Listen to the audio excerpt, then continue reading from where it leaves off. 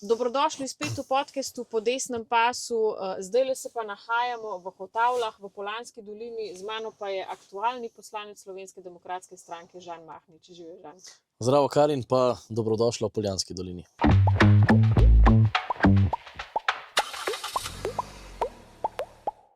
Hvala lepa za tak lep sprejem. Zdaj za začetek vprašanje, malo o političnih začetkih. Zdaj ti si že v bistvu dolgoletni politik.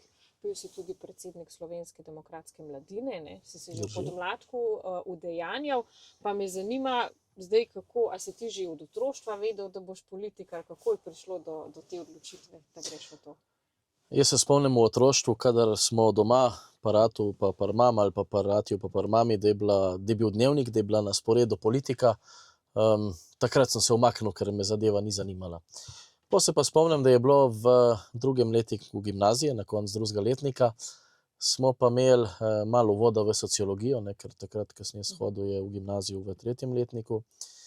In se spomnim, da so nas razdelili v različne skupine, to je bilo na popoldne, in mene so razdelili v skupino, kjer sva bila skupaj s takratnim mojim sošolcem in dobrim prijateljem Aleksandrom Rantom. In smo mogli, on je kasneje tudi bil voznik na moji poroki, da jo je ženo vozil.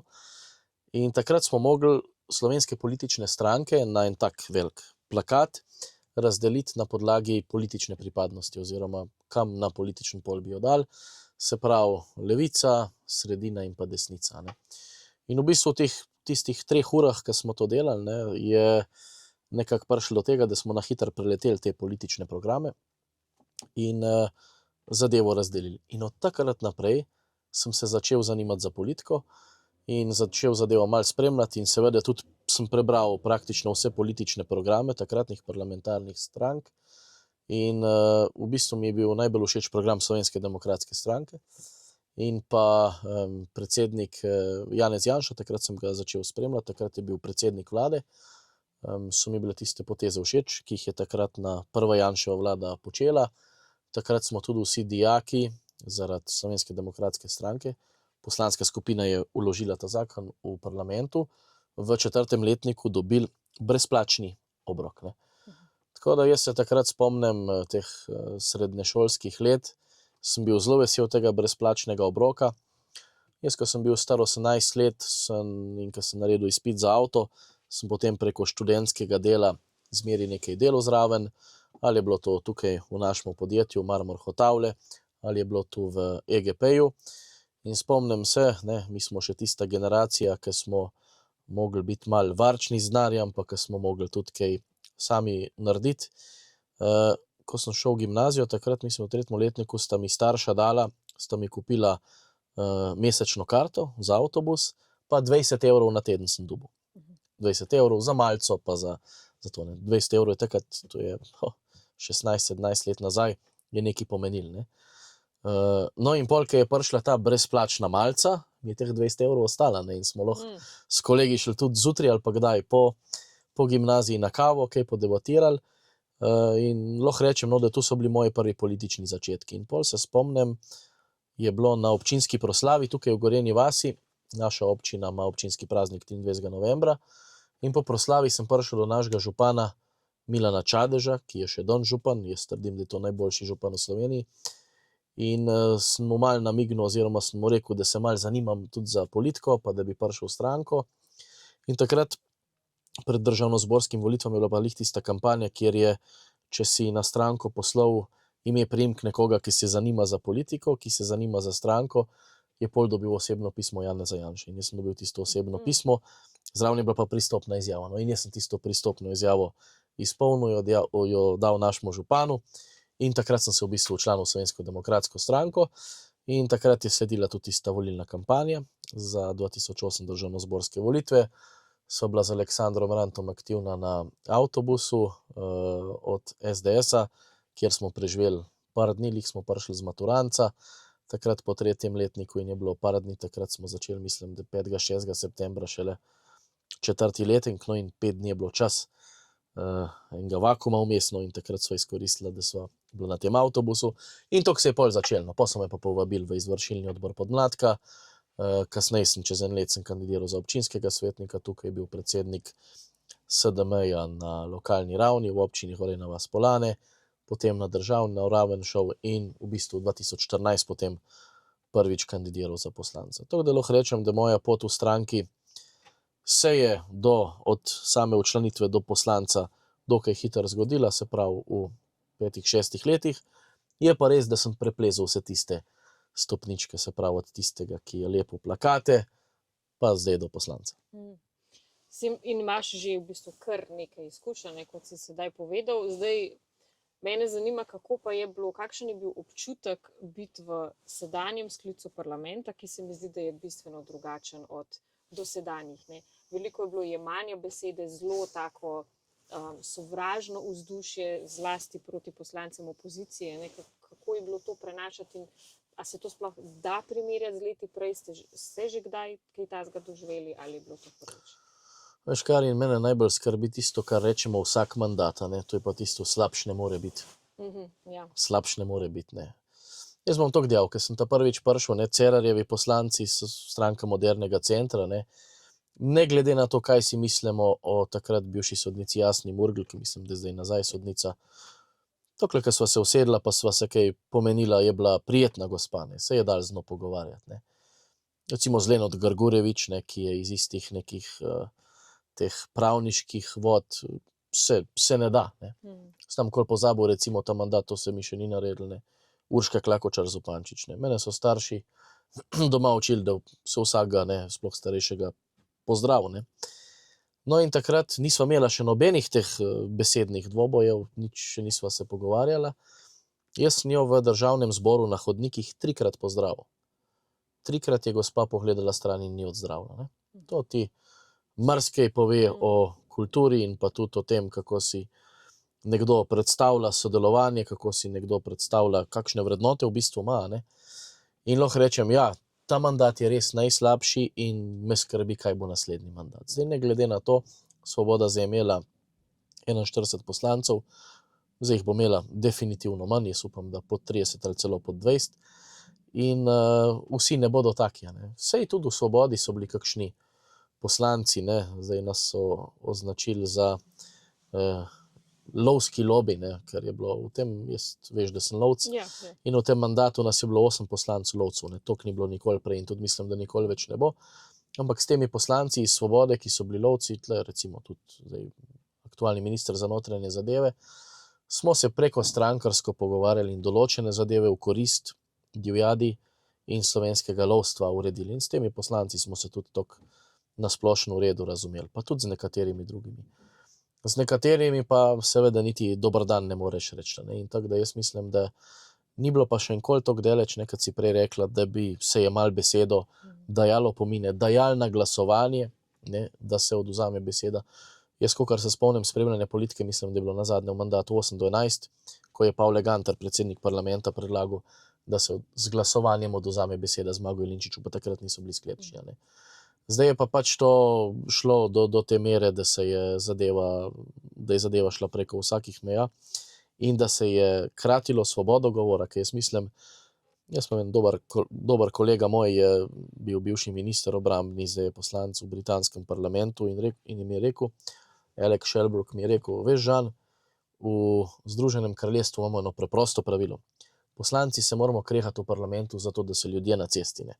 Oziroma, da se čim manj. To je pa dobro povedano, ja. In v bistvu mi si moramo povedati brez omejitev, ne. Ja. Tudi jaz kdaj rečem, ne, če bi nazaj pogledal, ja, morebiti bi kdaj kakšno stvar spremenil, sem kdaj rekel kakšno stvar preveč, sem kdaj tudi koga užalil, ne, pač se veš tisto, ne, ti kdaj, kako bom rekel, kad ti dvihne piskar, ne, in nimaš drugega, ali neki nazaj poveš, ali pa ostaneš in greš ven, ampak jaz mislim, da tega je bilo najmanj pri Cerarjevi vladi, v času Šarčeve, ne, tam, mislim, to, kar je bilo pa zdaj v tem mandatu, pa jaz resnično upam, da bo naslednji mandat boljši, no, predvsem, da teh glavnih akterjev, te kratene svobode govora ne bo noter, ne, in tle so pa 3 ta glavne gospene, ki so res problematične, ne, zanimivo, vse ženske, ne, tako da, brez zamere.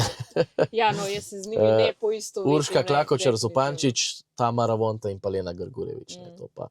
No, pa tudi Sara Žibrat ni nič kaj boljš, ne, ona je bila predsednica odbora za kulturo, ni sklicevala sej, jemala je besedo, ne, tako da jaz upam, da bo več te kulture dialoga, pa tudi, če ni dialog najbolj kulturna, ne, sej v parlamentu si moramo stvari povedati in si jih govoriti toliko cajta, a ne, da na koncu pridemo do čim boljše zakonodaje.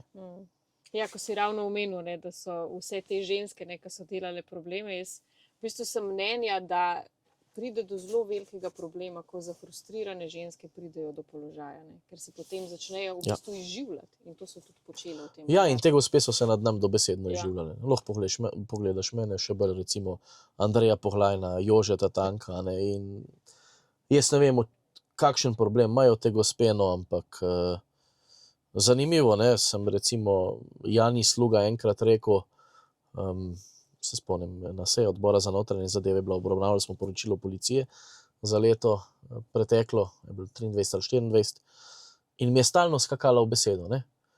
In potem mi rečem, gospa Sluga, tamle čez ne, obstajajo rešitve za vaše težave, ne, ker je pač histerična ženska, ne, se pravi, v lekarni imaš zdravila za histerijo, ne. In me je zaradi tega policiji parjavila, ne, tako da tle še čakam, kako se bo policija odločila, ne. Skratka, one lahko vse, ne, one lahko vse, ti pa ne smeš nič njim nazaj, ne. Daj, ti si poznana, si zelo prodorna, pronicljiva, kaj vse o tebi pišejo, ne, kaj vse se verjetno, jaz upam sicer, da jih ne, ampak vidiš v komentarjih, kaj ti pišejo, in če bi ti prijavljala policiji vsakega, ki se nekaj ob tebe spotakne, Ja, pa bi se bi lahko s tem sam to ukvarjala. delala, sam s tem bi se ukvarjala. Ja. Pač to je treba vzeti v zakup. Ne. Ja, točno to. Vsem živimo v svobodni državi. A ne. Pa da Se to bom pa pač gre za- zmeri zavzemal za svobodo govora v tem smislu, da jaz lahko njim vse rečem in one meni nazaj. Ja, tako. Zdaj morava se dotakniti še tega. Ne. Pojavili so se grozeči posnetki v javnosti, kjer je bilo izpričano to, kar smo ljudje v Sloveniji že dolgo vedeli. Ne. Zoran Janković, glavni pri korupciji v Sloveniji, 10% pa se z njim vse zmeniš, privatizacija genija preko Roberta Goloba in še in še in še. O tem govorijo Dominika Švarc Pipan, odvetnice, tudi še en posnetek enega odvetnika se je pojavil. In zdaj se mi ukvarjamo s tem, da je pa to narobe, da je to nekdo posnel in dal v javnost. Ne pa z vsebino, ki je bila izpričana. Mislim, kje je tle logika? Predstavljajte si, da recimo občinske proslave, ki so, ne. Predstavljajte si, da bi nekdo posnel našega župana, ne, ki se pogovarja z lokalnim gostincem in mu reče, lej, zdaj imamo občinsko proslavo, ne, po tej proslavi rabimo pogostitev, ne, in boš ti imel to pogostitev, če mi 10% nazaj v gotovini prineseš. Kaj si predstavljaš, da bi bilo? A bi se Polanke pa Polanci sprašvali, kdo je posnel, a je bilo snemanje zakonito, kdo je naročnik, ali bi mogel župan leteti naslednji dan. Ne? In za to gre. Mene ne zanima, kdo je tukaj naročnik. Ne zanima me, kdo je to snemal. Meni so problematične vsebine teh pogovorov. Ne? Dominika Švarc Pipan, Nina Zidar Klemenčič. Se pravi, problem tukaj je, ne, da so ti ljudje bili toliko samozavestni, ne, da so, ko so se prvič z nekom srečali, razlagali, kako si talajo provizije, ne, kako obstajajo v Sloveniji neformalna omrežja, ki vplivajo na predsednika vlade, kako poznajo predsednika vlade, ga lahko takoj pokličejo, da uredi določene zadeve v državnih podjetjih. Ne. Se pravi, vsebina teh posnetkov je problem. Zdaj, a bi to posnel nekdo na tak način, kot sem prej povedal? A je to posnela nek zunanji izvajalec?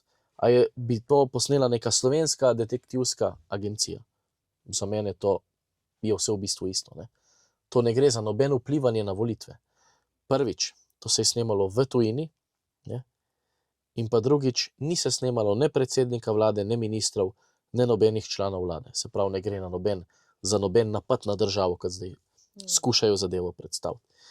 Tisto, kar pa jaz mislim, in to je moje osebno mnenje, da je bilo, je situacija sledeča. Jaz mislim, da vemo, kako je ta vlada bila nastrojena proti Izraelu, ne, da so hoteli celo v tožbo, in jaz mislim, da obstaja celo dejansko ena možnost, da je izraelska obveščevalna služba, ne, pač katerakoli že, rekla, da pač je treba tukaj nekaj ukrepati, da je pač prišlo do teh posnetkov.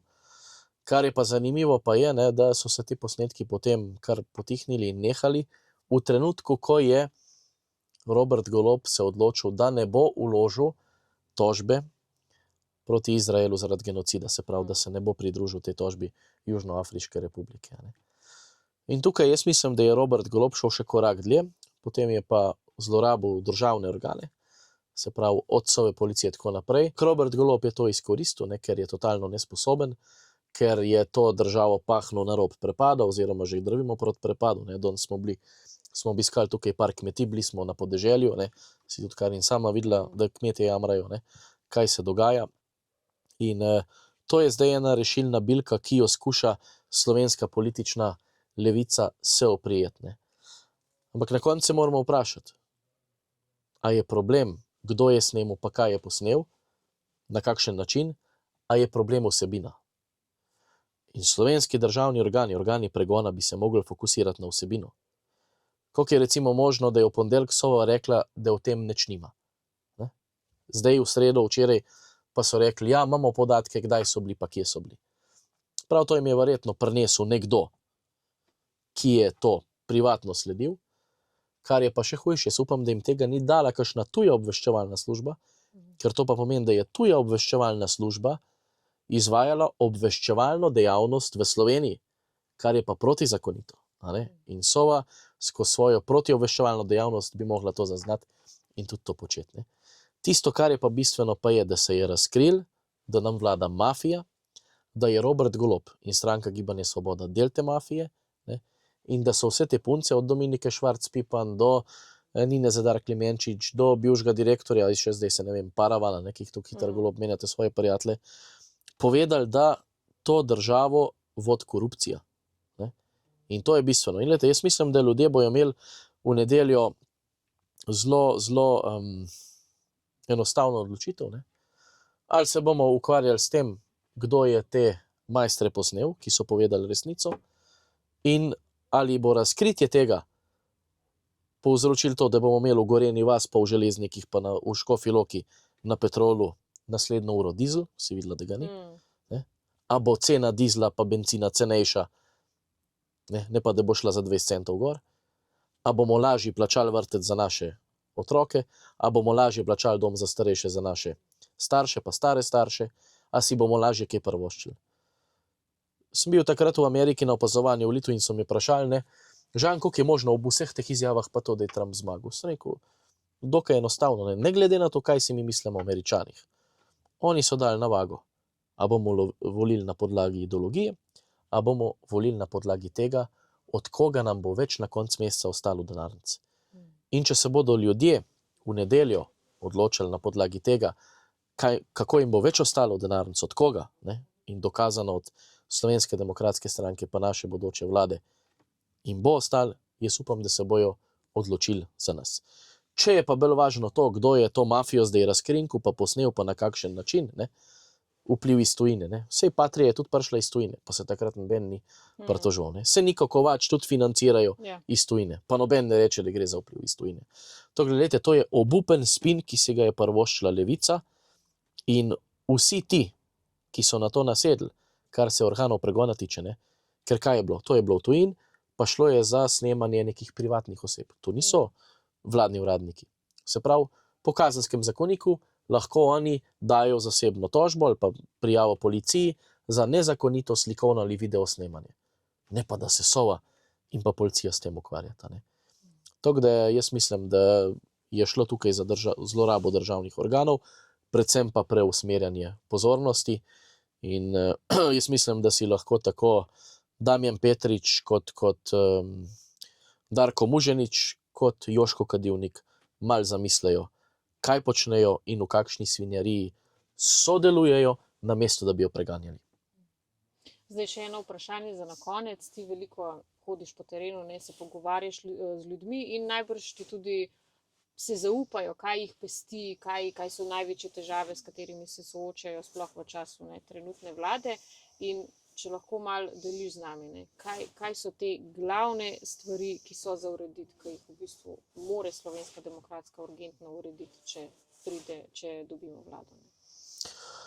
Jaz sem izvoljen v volilnem okraju, ne, kjer lahko recimo rečemo, da tretjina ljudi se ukvarja s kmetijstvom, tretjina ljudi so mala, srednja družinska podjetja, tretjina pa se vozi na delo, recimo v Škofjo Loko, v Kranj, v Ljubljano. Ne. Zdaj tisti, ki se vozijo na delo, večmo, da so tam okrog recimo povprečne plače, plus minus gor dol, ne.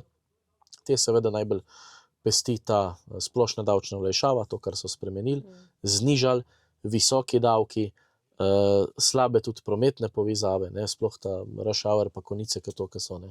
Te zadeve bi lahko že zdavnaj uredili, ne. Tako da to je ta zadeva.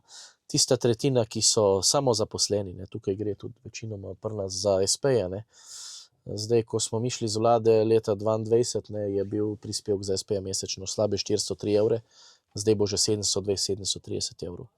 300 evrov na mesec krat 12 mesecev krat 4 leta, ne, mi pridemo do 14 000 evrov, ne.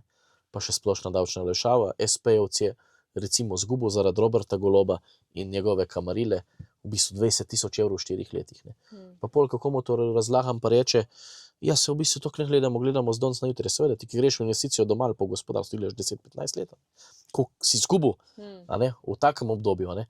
In to je tisto, ne, kar ti ljudi pesti, predvsem pa še odvečna birokracija.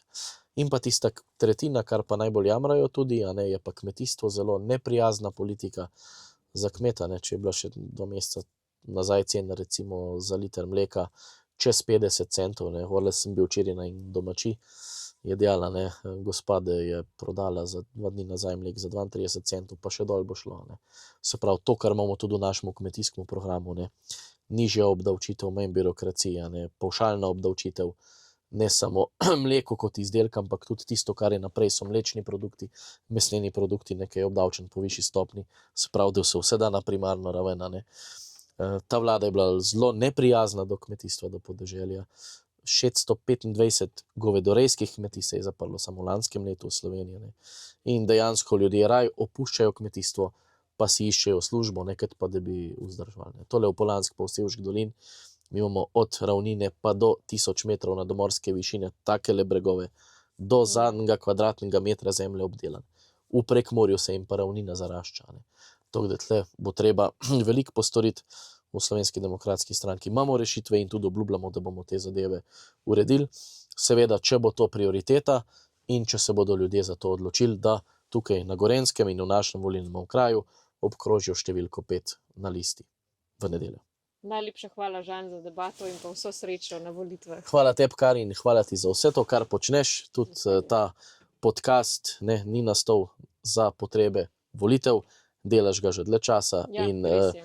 vztrajaj še naprej na tvoji poti in jaz mislim, da mlade, ne, to, kar sem videl zadnjo anketo, kar je najbolj pomembno, se mi zdi zelo trenutno, mladina od 18 do 35 let, ne, podpora SDS-u je 3-krat večja kot pa recimo Svobodi v tej kategoriji. Ne. Ja, res In je. to je tudi zaradi tebe in tebi enako mislečih, ki delate te podcaste, te pogovore in skrbite za to, da ljudje slišijo tudi drugo plat, ne samo tisto, ki jim jo pokažejo Pop TV pa nacionalka.